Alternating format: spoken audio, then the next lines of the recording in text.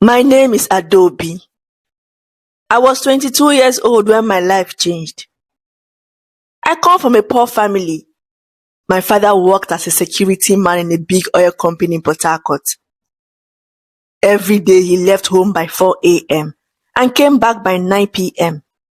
He worked very hard, but his salary was small. Still, we managed to eat, pay rent, and I was able to finish secondary school. My father loved his job. He always said, "Adaobi, this job is my life. Without it, I'm nothing." I did not understand what he meant until the day he came home crying.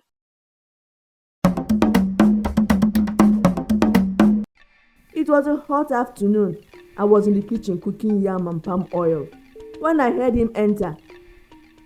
He did not greet me. He went straight to his room. I followed him. He was sitting on the bed holding his head. I asked him what happened, but he did not answer. I sat beside him and touched his back. After some minutes, he said with a shaking voice, "They sacked me today." What? My heart broke. I asked why. He said the new manager accused him of sleeping on duty. My father swore he was not sleeping, but the manager refused to listen. That the manager's name was Mr. Kenneth. I had never met him, but my father always said he was rude and proud. He treated the workers like they were dogs. From that day, our life became hard. My father could not get another job. He fell sick many times because of worry. My mother started selling vegetables in front of our house just to feed us. I could not further my education because there was no money. One night, as I lay on my mat, I felt anger in my chest. I hated Mr. Kenneth. I hated him so much. He destroyed my father. I wanted to destroy him too, but how? Months passed. One morning, I saw a job advert online. They needed cleaners at the company where my father worked. I applied and I was called for an interview. On the day of the interview, I wore my best gown. It was a blue gown with some flowers. I tied my hair in a bun and rubbed my red lip gloss. When I got there, I saw many people. Some were older women. Some were young like me. We were told to wait in the hall. After some time, they started calling us one by one. When it was my turn, I entered the small office. A woman asked me some questions. She wrote on a paper and said, "You will hear from us." 2 days later, they called me to start work. I was so happy. I thought about how I would use my salary to buy my father's medication and help my mother. On my first day at work, I was given uniforms and cleaning tools. I was told to clean the offices upstairs. As I cleaned, I saw a man come out of one big office. He was tall and fair. He wore a grey suit and black shoes that shined. I immediately knew he was Mr. Kenneth. My body shook with anger. This was the man that destroyed my family. When he passed me, he didn't even look at me. He walked fast, holding his phone and talking loudly. That day, I made a decision. I was going to destroy his life like he destroyed my father's. Every day, I cleaned his office carefully. I made sure everything was neat. I arranged his files well. I dusted his tables and cleaned his windows. After some days, he started greeting me. "Good morning." He would say, I would smile and say, "Good morning, sir." One day he called me while I was cleaning. "What's your name?" "Adaobi, sir," I replied. You clean so well. Are you in school?" "No, sir. I finished secondary school, but I couldn't continue." "Why?" he asked, looking at me with his small eyes. "My father lost his job, sir. There is no money." He nodded and waved his hand for me to leave. That night I could not sleep. I kept thinking of what to do next. 2 weeks later, he called me again. "Come to my office after work today," he said. My heart beat fast. When I finished my cleaning, I went to his office. He told me to sit. He poured a drink for himself and asked if I wanted. I said no. He started asking me about my life, my family, my dreams. I told him I wanted to become a nurse. He smiled and said, "You are beautiful. Do you know that?" I looked down. I said nothing. "Look at me," he said. I looked at him. His eyes were dark and strong. He stood up, came close to me and touched my chin. "Do you have a boyfriend?" he asked. "No, sir, I don't." "Good. I like you. I want you to be my friend." And he didn't just know. He didn't know I was the enemy. That was how it all started. He started giving me money. He bought me a new phone. He started taking me to hotels after work. I hated him. But I allowed it because I had a plan. Every time we met, he told me secrets about his wife and his business. He thought I loved him, but I was only collecting information. I started saving his messages and recording his calls. I saved his hotel bookings. I saved his pictures with me. I was building my weapon and he didn't even know. One day he told me, "My wedding anniversary is next month. I'm taking my wife to Transcom Hilton for dinner. She loves that place a lot." I smiled. That was the day I was waiting for. On the anniversary, I dressed in my best red gown. I booked a table close to theirs. When they arrived, I sat and watched them. His wife was beautiful. She wore a gold dress and smiled a lot. Mr. Kenneth was acting like a good husband, holding her hands and kissing her neck. I waited until they finished eating. When they stood up to leave, I walked to them and stood in front of his wife. "Good evening, ma," I said. She looked at me confused. "Good evening. Do I know you?" "No, ma."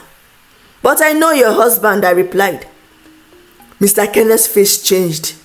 "Adaobi, leave here now," he said with anger. I looked at him and I ignored him. I opened my phone and showed his wife the pictures.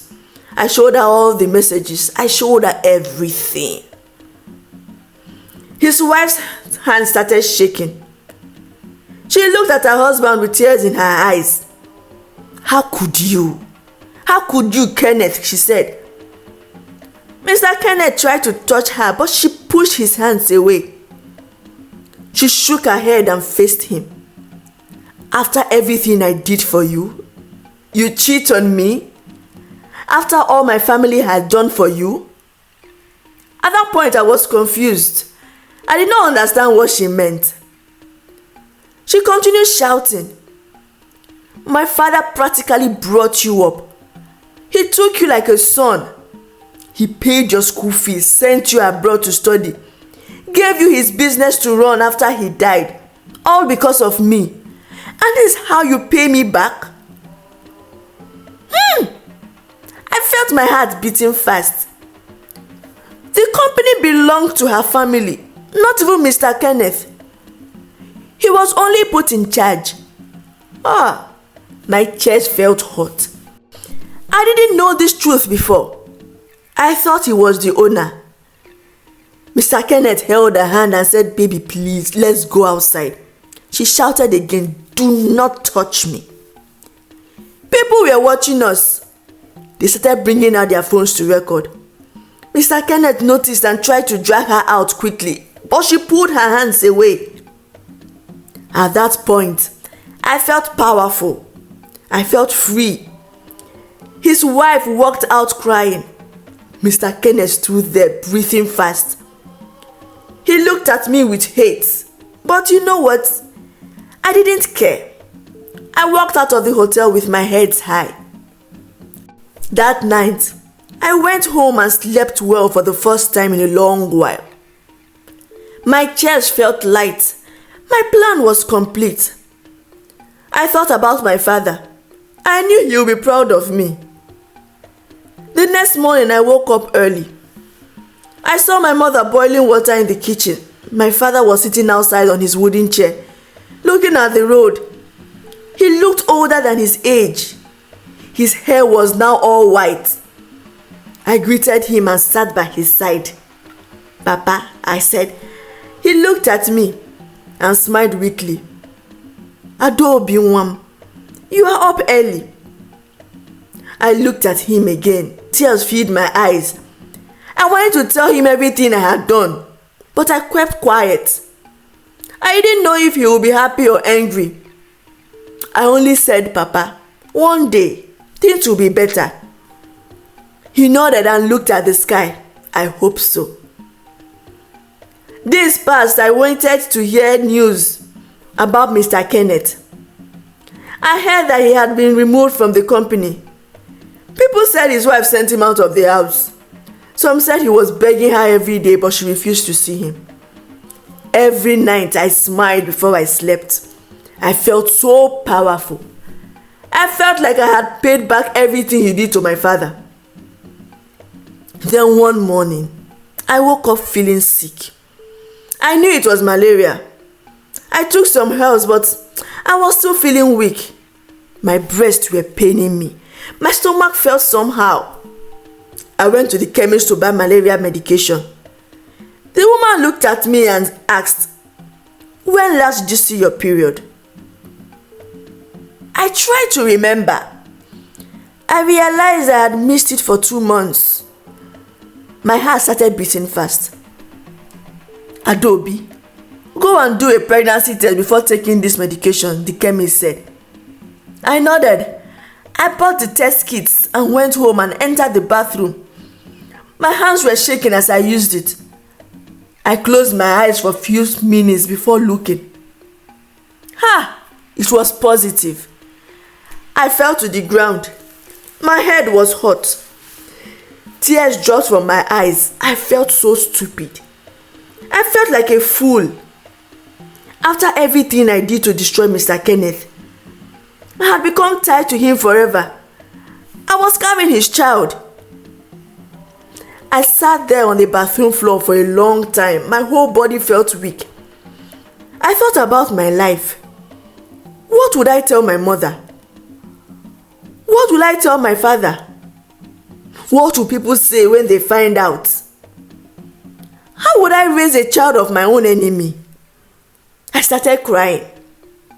I cried until my throat went dry. I hated myself. I wanted to remove the pregnancy. I wanted to forget everything about him, but I was scared. I heard about girls who died in small clinics after removing babies. I did not want to die. That night, I did not sleep. I sat on my bed holding my stomach. I was thinking of my future. I was thinking of my father's sickness. I was thinking of my mother's suffering. And I was thinking of the baby inside me. Should I tell him? Should I tell Mr. Kenneth that I'm pregnant with his child? But what would I tell him? "Hey, I know I destroyed your marriage and work, but I'm not pregnant with your child." It didn't make any sense to me. I felt like laughing and crying at the same time. How stupid I was. I thought I was destroying Mr. Kenneth, but I have destroyed myself too. I had no one to tell. I had no friend. The only friend in my life was my mother. And I could not tell her this shame. She would die of shock. I lay down on my mat. I closed my eyes, but sleep refused to come. I started thinking of my father. If he heard I was pregnant without marriage, he would break down completely. His only joy in his life was me. I was the light in his eyes. How could I bring darkness to him now? As the night passed, I started thinking of the baby inside me. I touched my tummy again. It was still flat, but I knew something was growing there. I whispered, "Baby, what should I do with you?" But no answer came, only silence. I felt cold all over my body. I thought about Mr. Kenneth. I hated him. I wanted him to suffer. I wanted him to feel pain like my father felt pain. But now, I'm carrying his blood. His own child was inside me. I closed my eyes and tears dropped down again. Gosh. I am carrying my enemy's child. What should I do?